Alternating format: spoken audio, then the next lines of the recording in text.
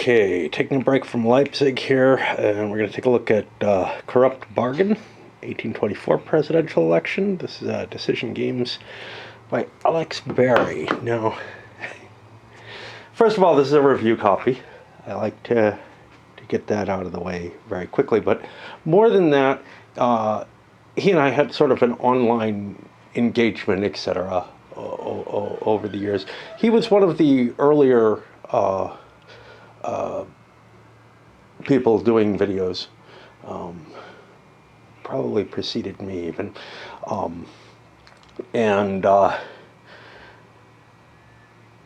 was very fond of his reviews, and I think he showed a certain fondness for mine. Certainly his memory is that he did.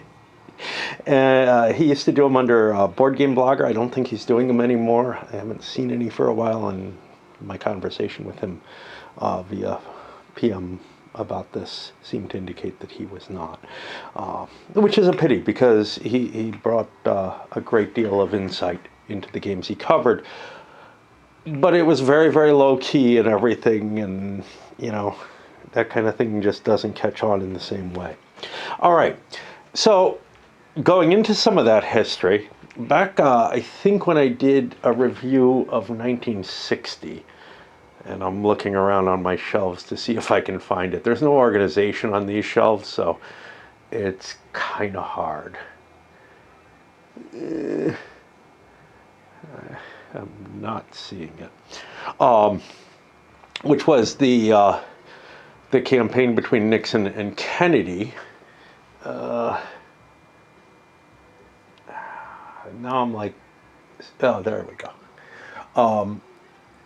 I think we had some discussions about, you know, what a great system it was, and what a great idea of like taking political games, taking a specific political engagement and highlighting in on that.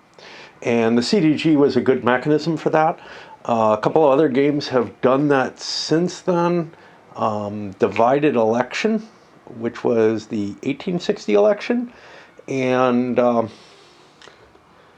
the 1912, I think 1912, Bull Moose, which I only have kind of a preview copy for, were both games in the same style as 1960, but that focused on a multiplayer aspect to the election. And one of the things that I think we had discussed with 1960 was, hey, there's some interesting campaigns that are real multiplayer campaigns. Well, with those having been taken up, he took one of the other multiplayer or multi-candidate situations, not just a bi-party system, and didn't go with the CDG flavor. He designed a different system for this, one that I find particularly interesting because it focuses in on an aspect of that really is applied or applicable to every election, theoretically, at least in the earlier days, and that isn't well highlighted until now, after the 2020 election, where the specter of this actually rose its head again, which is the, hey, what happens if it gets thrown to the House? Now, another one that you could do that's almost, that was equally contentious as this, was the Hayes-Tilden election, but that's two-party, and it didn't get thrown in the same way. It got a different kind of situation. But this is one where there's essentially one party in the U.S.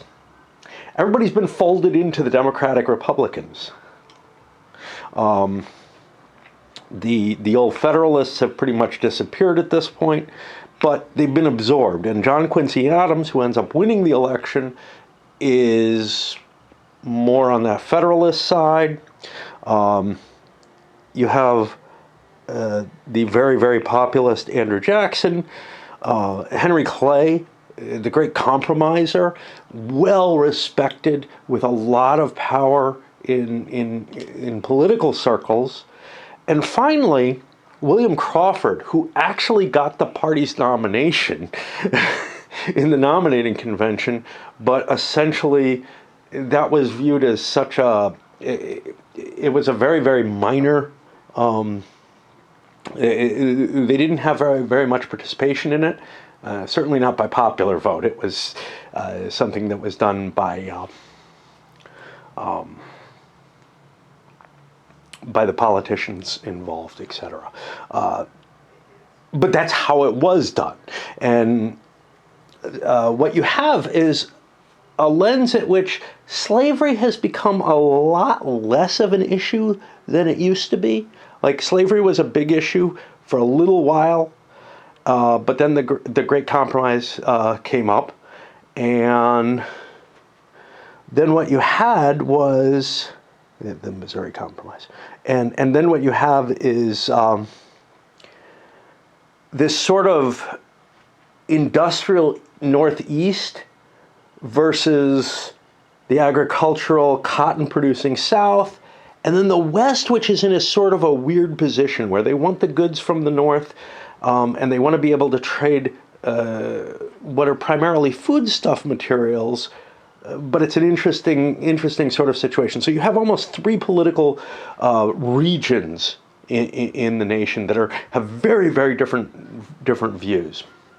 And that's been divided up here, although I have to say things like Mississippi and Alabama were more aligned with the South in a lot of ways, even though they were considered the West, or are in this. So what he does to represent that is has two different types of, let's call them voters, but people who have enough power, groups that have enough power to be able to elect you. One is popular, which is cubes. Cubes are going to be the popular elections, and popular elections are starting to take hold now. More and more of the states are saying, okay, you will have, as you do now, a popular election, and the winner of that election will be, certified and passed on by the state legislature for the slate of electors. However, there are still some states that appoint the slate of electors directly from the legislature. So you have popular cubes in some cases, in some of the states. In all of the states, you have political operatives and political personages, whatever, power groups, which are going to be represented by these octagons. Now, there's an interesting situation with the historical election, which is that Henry Clay was actually very, very powerful in terms of getting support from the political class. And honestly, so was Crawford in his own way, I think, which is to say that Crawford was able to engineer the party nomination through the political types. But then when the election actually came, both he and Clay had trouble getting enough popular vote. Now, honestly, everyone except Jackson had a stronger basis probably in the political class than in the popular class. Jackson was the populist. Jackson ends up winning the popular vote in terms of a plurality, but not a majority. And so the vote gets thrown into the House of Representatives, where each state has one vote. And this is just never covered in anything. I mean, Road to the White House covers it as, yeah, it could happen. But that's, again, a two-party system for the game, although you could tweak it that way so it wouldn't be. But still, there's nothing other than the popular vote to determine which way the state is going to go, which would not be the case in the current situation necessarily. You might have states where the legislature, and I'm thinking things like Michigan here, where the legislature is leaning towards one party and it's not really anywhere near that. It's a fairly even state in the last election, actually, last two. But It's also one that's probably leaning more Democratic, even if the legislature is more Republican, just because of gerrymandering and whatnot. This kind of thing happens. Okay. Now, so this game handles that, and the first round of voting is you can win the game by getting a majority of the getting a majority of the electoral votes by whatever mechanism the state uses for determining its votes. New York, they made a special case for where they divided it into 2 sets of votes, and first place and second place will get part of the slate. First place getting the larger portion. Boy, does Virginia look weird with West Virginia as part of it. It ain't the Virginia I'm used to. I don't know that I have a game that Founding Fathers does, but the one by Rick Helly. But I don't know that I have a game that shows, the map like this with Virginia, including West Virginia, and it just feels so fucking odd to me to look at it like that. I mean, because everything I have that's political or military or whatever is largely either Revolutionary War era, if it's going to have an impact on it, or Civil War or later. Now, there's one exception to that, Amateurs at Arms, but that map is so sort of dull, and it's pretty, but it's got a dullness to it that makes the states not really jump out. So I'm pretty sure it does cover Virginia, but it may not cover this portion. I don't remember the map that well. Anyway, so that's the one way that you distinguish here between the popular and the political power within a given state. So if you in the states that have popular vote, and that's most of them, if you win the popular vote on the first round, you get the electoral slate for that. However, once it goes into the House of Representatives, the popular vote doesn't matter. Only the political vote matters. Okay? That's interesting. All right. Now, what else do you have? You have these little boxes to show the states that are kind of a little more crowded than others. That's always a good move. And especially here where adjacency doesn't really matter. So you have something like that, I think, in Road to the White House. But things like adjacency matter there. Well, actually, no, you don't. I'm making shit up. You don't keep track of the states like that. All right. Otherwise, you can see, well, here you've got the electoral counts for each of the states as they're supposed to be. You have a number of decks of cards. Cards that influence the population. Cards that influence the politicians. You'll be able to get these through your actions in a turn. And I'll explain how that works when I go more deeply into the rules, but basically you select these and you get action points for it. This is sort of the equivalent to the CDG flavor to this game, right? In a CDG, each card is rated with a, hey, here's how many action points you get, things you can do with it, and here's the event on the card. Well, here instead, this track is a series of these event cards that you can choose any one you like when it's your turn. And you get the event for that automatically, but in addition, you get this bonus.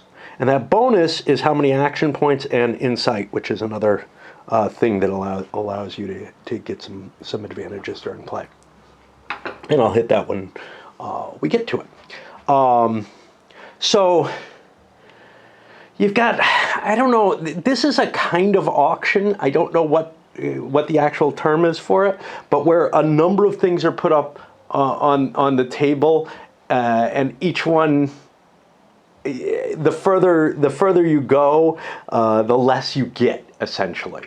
And you see this in things like, well, Small World is more famous at this point, but the original for it, oh boy, Vinci, which, you know, you get to select the powers that you're taking, but ones that people have passed over gain a bonus on them. Here instead what you've got is one that comes with a lot of extra bonus to it, and others that come with decreasing bonuses down to, hey, all you get is the event. In which case, that event has to be really, really important to you. Okay. And so these are what the event cards look like. I can show you a quick peek at what some of these others look like. So this is like a bonus, and you hold these towards the end, and this is again something that you can do to people. But here you're going to expect it to be in cubes. Here you're going to expect it to be in the octagons. Now what's interesting in the game is, if you look at the historical situation, Henry Clay got the least electors from the popular vote and ended up dropping out for the selection process that he was forced out for the selection process that went to the House of Representatives. But he had a tremendous amount of power on the political side of things. Okay. You also have these state cards, which merely are used when you win a state or whatever to indicate the vote count that you have for that. The cubes and the octagons I've already explained. You have these cylinders that are used when a state gets locked down. We'll talk about how that happens, but essentially it's possible to freeze a state and make it so no more changes can be made to the cubes and octagons in it. Sequence of play is listed here, and an indication of what actions and insights do is there. And that's about it. I'm a little surprised that Decision is doing political games. They always seemed more. They did a great thing in buying up and making available various games within the old SPI catalog, but it feels like the things that they've put out, at least in what touch I have for it, are more standard war games than reaching out, than stretching into the political side of things. And I'm kind of excited that maybe GMT's success in branching away from just war games is convincing more and more companies to play around a little bit and take on designs that they think will be good.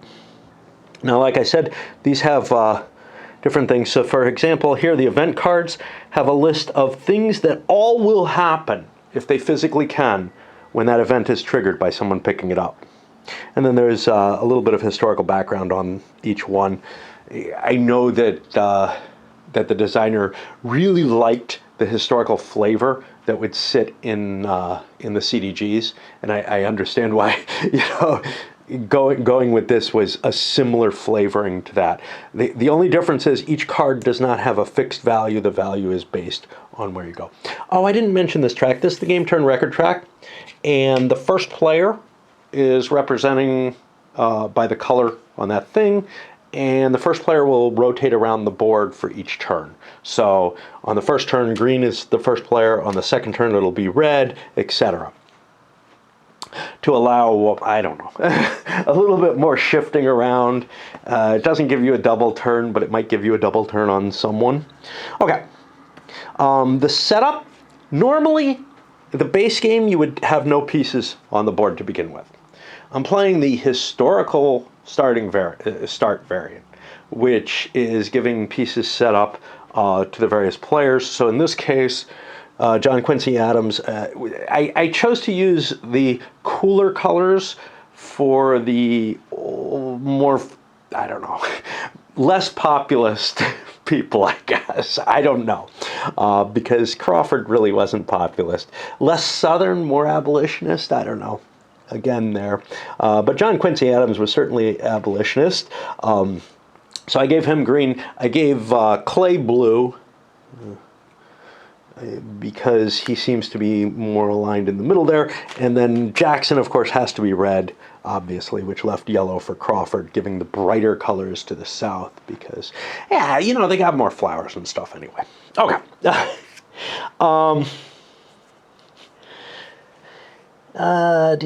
So for setup, you normally wouldn't have anything on the board. You deal 6 of these out at random, and then you would normally determine who plays first. There's no dice in the game, so you draw event cards, and each one has a number on it, and this is used as a randomizer at certain points. These decks look big. I don't think we're going to get through any of them.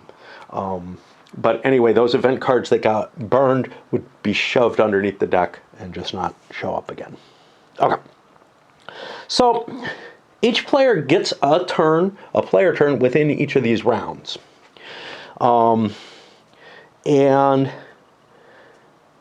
the first thing is if they have 3 event cards of the same suit. All right. So we have suits here. We have ships, we have wagons, and we have slaves. And these are sort of main topics. If you can collect 3 of them of the same suit, another reason why you might want to pick an event card other than just what it does, and one which will probably push you towards certain stances, which is, again, kind of nice. We'll see how that works. It's one of the things I was concerned about just reading the rules is, well, what makes the players different? They all seem very the same, but one of the things that will is the choices of what cards they pick. If you have 3 of the same suit, you may lock down 1 state of your choice. Now this is going to be skipped in the first 3 campaign rounds, well, because you haven't collected 3 event cards yet. And then you just put, you know, something like that, and now that state nobody can play any more pieces in that. All right, the active player picks one of the event cards on the event card track and then does all the events on it to whatever extent is possible, gets actions and insights that they can use to improve their position as well. And then the remaining event cards all slide up and a new one's put in the 0 spot, to whatever extent they have to slide up. Then the next player is active and does both of those, does that sequence of actions. After everybody's completed a turn, the next player, the person who was second player, puts their cube up here, and now they are the first player for the next round. Then there's the final push. You count the total number of population and politician cards that you have. You're going to collect these using your action points, insights, whatever events throughout the play of the game. Whoever has the most will be the first player, and they reveal a card of their choice from their hand, complete whatever actions are on that card, and you keep going around until everybody... I think you just keep going around the table. It's not specified, so that seems the most likely. Until all the cards have been played. Then the campaign round track is no longer used at this point. Okay, then you calculate the Electoral College as you would in most U.S. presidential election games that I've seen. Whoever has the most cubes in the space wins that state's card. Now, in the case of New York, the vote's going to be split, where the second place gets the second card. Some states will be voting only by their political octagons. Those have a capital in them. Those indicate that there will be no popular vote in that state. I guess you could put a cube in there, but you wouldn't want to. Okay. Then everybody counts up the Electoral College votes they have. If anybody has the majority, which in this case is 131 electoral votes, they win the game. If not, the fourth place player will be dropped from the game, and we go to the contingent election in the House of Representatives. In the contingent election, only the top 3 and eventually top 2, if the first round of the House doesn't cover anything. I'll continue into contingent. Each state is checked for a winner by counting only the political octagons. The winner of that state gets the state's card. New York will not be split at this point. They only have one vote. The players count the number of state cards they have. If you have a majority, which is 13 in this case, you win. If not, then whoever has the fewest state victories is dropped, and there's another contingent election with only the top 2 people up there. I don't think that it actually, I don't know. I'm not gonna comment on that. Okay. Suits and lockdowns. When each event card has a suit, as I mentioned, slavery, trade, or Western expansion. If you have 3 in one suit, you can discard that set to put a lockdown cylinder on the state of your choice. For the rest of the game, no one can add or remove tokens through any means. You're only allowed 1 lockdown on each of your player turns, though. The event cards. Yeah, they actually they actually deny you the ability to put cubes in states that have capitals, which is probably for the best. Okay. We've already talked about them. Basically, you fire off the actions in there. Okay, actions. If you get action points, that's how many actions you can play. Each one costs 1, and you can only do each one once in your player turn. You can campaign for political support. Place an octagon in any one state. Popular support. You can place a cube in any one state that does not have a capital. You can work the back rooms. Draw 4 politician cards, and you get to keep 1. The other 3 go to the bottom of the deck. So, I mean, it is possible you'll run through the deck if people are doing a lot of draws because they get a lot of cards at once. Get out the vote. Draw 4 populist cards. Keep only 1. Put the other 3 back. And political intrigue. Select a state where the player has at least 1 octagon and choose an opponent. That opponent removes one of their own political octagons and up to 2... The player who chooses removes one of their octagons and up to 2 of their opponent. That's expensive in a 4-player game, but you're hurting your opponent more than you're hurting yourself, and you may be competing mainly with one person in a given big state where you really want to control. Okay, the insights. There are a couple of ways you can get the insight off the action track. When you pick a card that has one of those, you draw 2 random cards from an opponent's populace and politician cards. I don't know what kind of... Like, those cards have different backs. Obviously,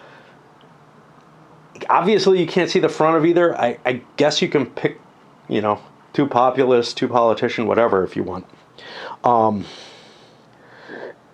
You take a look at them, and you get to take 1, and you give the other back to your opponent. If no opponent has 2 such cards, you just draw a card from either the populist or politician deck instead. Well, obviously, action points are more powerful than insight, except for unless somebody has 2 or more cards, in which case, well, I don't know, stealing from an opponent sounds better.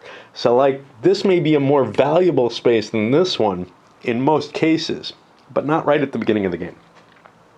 The final push, after the last campaign round, you go into the final push. All the event cards are discarded. Whoever has the most total, yeah, we already kind of talked about this. They'll just play their politician and populist cards and take the 1 event that those things have. Nothing too complicated in the Electoral College. You count.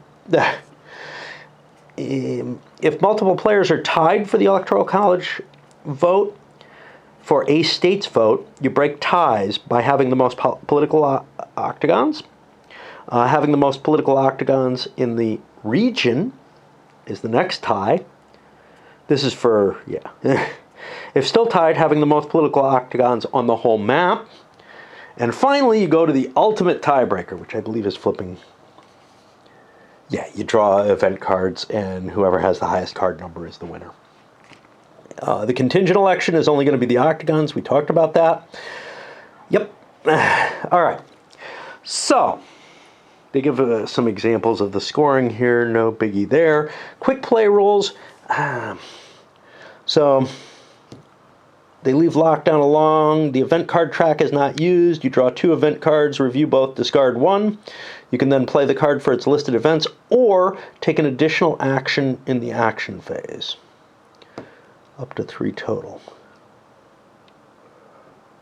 In either case, they keep the event card for a potential lockdown, and in the action phase, they get two actions no matter what. There's no insight, and everything else goes the same as usual. I don't see that as anywhere near as much fun as playing with this track. Having this kind of bidding is always intriguing to me. Whatever you want to call that, selection, I don't know, where things get more and more valuable the longer they're sitting around for the most part. However, I am doing the historical start option, which instead of starting on round 1, starts on round 2, because there's already a bunch of pieces on the board, I guess. And it's set up like this, with given players, and Adams goes first, then Jackson, etc. And I go counterclockwise for whatever reason. And that, what does that do? So it gives you an initial like favorite son status or initial support situation that matches the original. What it isn't going to do is it isn't going to push your candidate into any sort of issue type basis. So, for example, although Adams has a lot of power in the Northeast, in the New England states, there's nothing to stop him from taking actions that will make him much, much more popular in the South and whatever. There's also, and I was, thinking in the back of my head after I played this, I haven't gotten to play it yet. I'll do it on video. There is this sort of feeling that, well, maybe these candidates should be somewhat aligned with something to begin with, beyond just this state positioning. We'll see. We'll see how well the suits works to cover that. Because otherwise, you're really just playing a numbers game, right? Because everybody is exactly the same. Now, he did point out, the designer pointed out to me that this is not a simulation, and I think that's kind of where he's going with it. Honestly, I think from what I'm looking at right now, it looks like a pretty strong simulation that just doesn't lock the players into the political stances and or strategies of the different candidates. And if you play it without the historical, well, you're looking at what, things like Mr. President by 3M, or Road to the White House, or, I don't know, campaign decision or something like that was another one. I don't know. There's a number of these where characters, where the players are really just playing out the political strategy more than any particular specific character. Now, Road to the White House is a little weird because you align your character with certain stances and certain policies, so you could actually kind of create real politicians with that game. But it uses a point-based system, and that point-based system doesn't really work on various levels. Like, you're not... Everybody's equal in points, first of all. Every candidate is not equal. But anyway, this, in the basic game, gives you what would be hey, develop what your campaign, your platform and your strategy are together in conjunction with what your opportunities are.